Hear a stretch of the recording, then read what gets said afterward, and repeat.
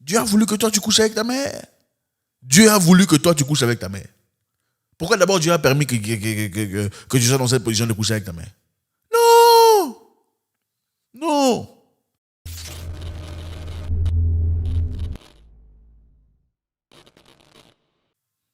Un homme doit être prêt à être incompris, prêt à être rejeté, prêt à être douté, prêt à être vilipendé pour une raison, pour ses valeurs, pour ses idées, pour son concept de vie, pour son progrès, pour son héritage de ses parents. Un homme doit être prêt à mourir pour quelque chose. Oui, je le répète, un homme doit être prêt à mourir pour quelque chose. Si vous n'êtes pas prêt à mourir pour quelque chose, il n'y a aucune raison pour laquelle vous mourrez. Vous n'êtes pas digne de vie, et ce n'est pas moi qui le dis. C'est quel philosophe qui l'a dit encore, j'ai oublié. Un homme intelligent a dit, si vous n'êtes pas prêt à mourir pour une cause, vous ne méritez pas de vivre. Un homme ne vient pas sur terre pour commencer à quémander, mendier, suivre les gens derrière, pleurnicher, demander. C'est une maladie. Dans beaucoup de pays africains, vous trouverez beaucoup de personnes, beaucoup de mendiants en cravate. Les mendiants ne sont plus dans les rues en train de agenouiller, en train de demander, s'il vous plaît, aidez-moi. Les mendiants sont en cravate. Et voilà pourquoi il y a beaucoup de pays en Afrique ici il y a certains pays en Afrique ici qui souffrent. Les gens sont dans la misère, dans les difficultés incroyables. Comment ça se fait que vous, une population, je ne sais pas de combien de millions de personnes, vous êtes tous accroupis devant une dizaine de personnes pendant que vous souffrez, vous êtes dans la misère, la peine, pas d'hôpitaux, pas de routes, difficultés incroyables, pas de transport, il n'y a rien. Mais vous payez les taxes, vous payez des trucs inexplicables, incroyables. Pour voyager, il faut payer. Pas seulement l'entreprise de voyage, il faut aussi payer des taxes qui sont complètement abruties. Combien de millions de personnes? Combien d'hommes y a-t-il? Un homme, c'est fort. Un homme meurt pour ses principes. Un homme meurt pour ses principes. Un homme meurt pour ses principes. Oui. Les gens aiment tellement la vie qu'ils sont prêts à laisser leurs principes bafoués, piétinés. À un niveau incroyable. C'est difficile. Vous savez, il y a beaucoup de gens ici. Beaucoup de gens ici. Vous placez un fusil sur la tête. Vous lui dites de coucher avec sa mère. Ou il meurt. Il va coucher avec sa mère. Je vous l'ai dit. Ce ne sont pas des mythes, ce sont des histoires vraies que vous pouvez répertorier aujourd'hui. Des gens, on lui a placé fusil sur la tête, couche avec ta mère. Il a couché avec ta mère. Après, il dit, oh non, vous voyez, Dieu m'a sauvé, je ne voulais pas mourir, c'est Dieu qui l'a voulu. C'est Dieu qui l'a voulu. Dieu a voulu que toi tu couches avec ta mère. Dieu a voulu que toi tu couches avec ta mère. Pourquoi d'abord Dieu a permis que tu sois dans cette position de coucher avec ta mère? Non! Non! Non! Il y a des raisons pour lesquelles il faut mourir. Tu es quel genre d'humain? Tu vis, tu as couché avec ta mère parce qu'on a mis un fusil sur ta tête. Mais tu la regardes aussi comme ça, tu dis maman. Tu es humain ou tu es un animal? Si quelqu'un gifle ta mère et qu'il est fort ou qu'il a des amis forts, tu fais comment? Tu dis non, il a giflé ma mère, je ne veux pas réagir parce qu'il est fort, il a des amis forts. Ou bien tu réagis, tu te bats, qu'on te tape, qu'on te casse la gueule au nom de ta mère. C'est ça la différence entre les hommes. Il y a des gens qui vous disent, oh non, tu vois, stratégiquement, il faut se retirer d'abord, il faut attendre le moment opportun. Les héros ne font pas ce genre d'histoire. Un héros meurt pour les bonnes raisons. Mais les héros ne meurent jamais. Un héros meurt pour les bonnes raisons. Vous ne comprenez pas, vous allez mourir aussi. Comment ça? Même si vous protégez votre vie aujourd'hui, vous allez mourir. Voilà pourquoi il y a des raisons pour lesquelles il faut mourir dans la vie. Il y a des concepts pour lesquels il faut donner sa vie. Il y a des choses qu'on ne peut pas accepter. Comment on peut marcher sur vous comme ça? Comment on peut vous tirer puis deux voitures entrent par des bousillent tout et vous restez en train de regarder? Oh non, il y avait deux voitures avec des gens avec des armes. Ils ont maté une centaine, des milliers des hommes. Où sont les hommes pour mourir? Où sont les hommes pour mourir? Où sont les hommes pour mourir? Un homme ne peut pas entrer dans ma maison et toucher mon enfant devant moi. Jamais. Jamais de la vie. Je n'attendrai pas la justice. Je n'attendrai pas les voisins. Je n'attendrai personne. Je mourrai pour mes enfants. C'est ça un homme. Ne me parlez pas de stratégie, il faut se replier. Ce sont les lâches qui ont des stratégies comme ça. Un homme a des limites. Quand vous atteignez sa limite, il n'y a plus de stratégie. Il y a une seule stratégie. Fight or run. Quand vous atteignez la limite d'un homme, vous touchez sa mère, vous touchez sa fille, vous touchez sa femme. Il n'y a plus de négociations, plus de réflexions, c'est la guerre. Maintenant, à vous d'être plus fort que lui. Avez-vous déjà vu une poule avec ses enfants? Une poule avec ses enfants face à un aigle ou face à un chien. Une poule avec ses enfants résiste à un aigle. Il y a des animaux dans la forêt avec leurs enfants résistent au lion. Un buffle, je ne sais pas comment vous appelez les buffles féminins, avec son enfant, fait face au lion. Toi, tu fuis. Oh, je me retire stratégiquement. Je ne peux pas me... Tu n'es pas un homme.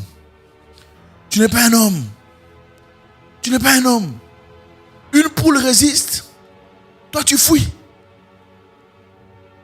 Parce que tu n'as pas la force.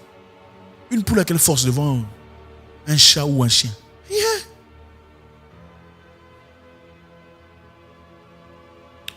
La bravoure, la vaillance, l'esprit chevaleresque est en train de mourir. Les hommes comme ils étaient dans le passé, les hommes dignes et honorables, les hommes qui mouraient pour de bonnes raisons ne sont plus.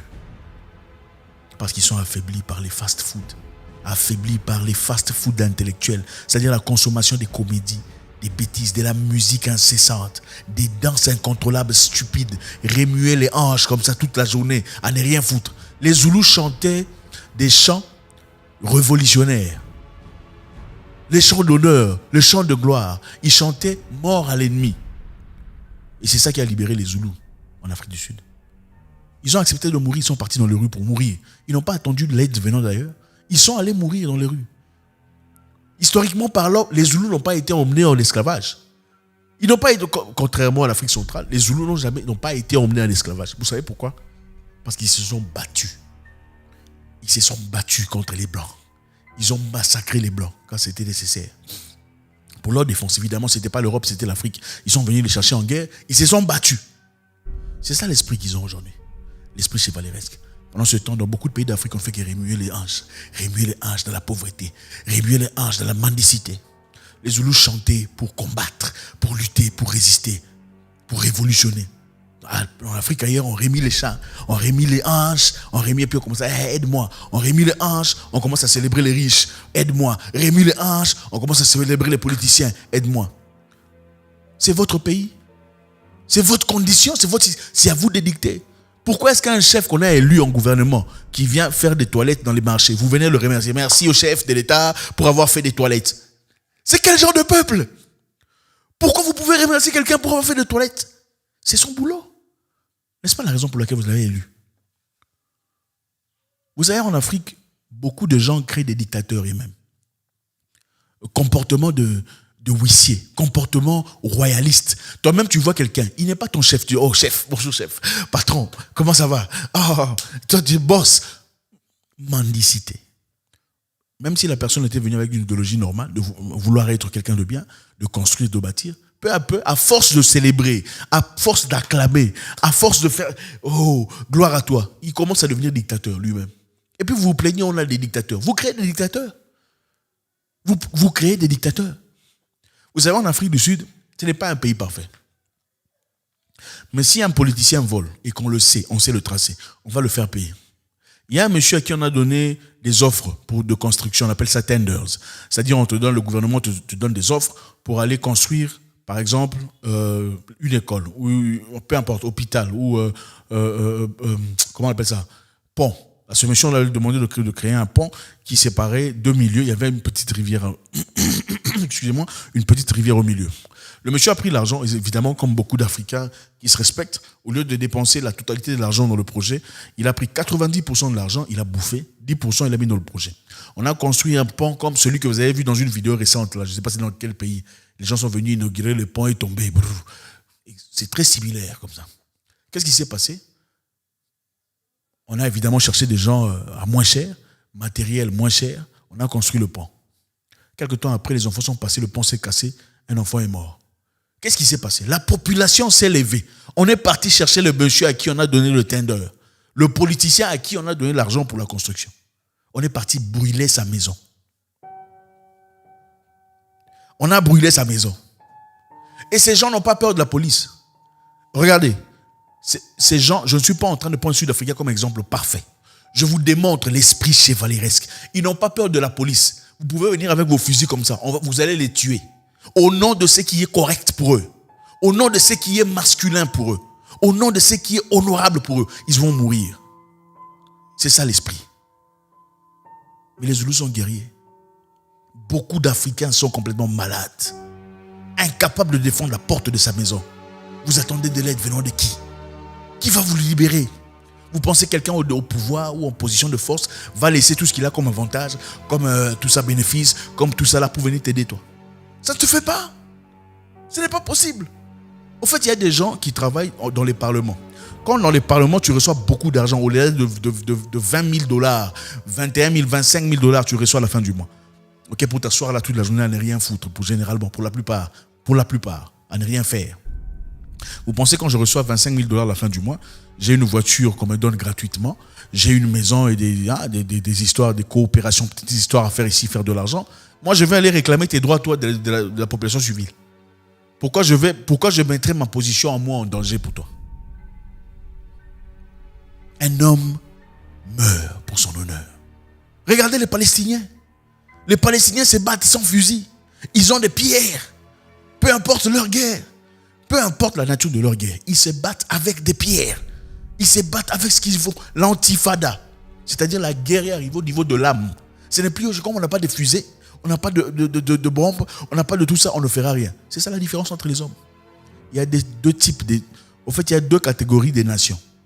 Il y a les nations qui dominent et les nations qui sont dominées. Deux catégories. Parmi les catégories des nations qui dominent, il y a par exemple les États-Unis, il y a l'Angleterre, la France, il y a les pays européens, enfin bref, vous connaissez. Les nations dominées, vous connaissez, les pays qui ont été colonisés.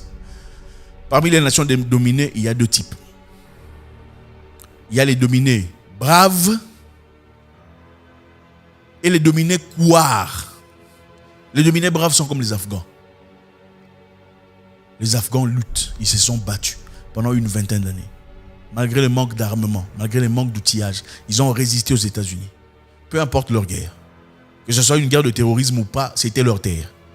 Ils se sont rassemblés comme une seule personne. Peu importe leur nature, leur concept de vie. Ce n'est même pas à nous de leur dire comment vivre leur vie.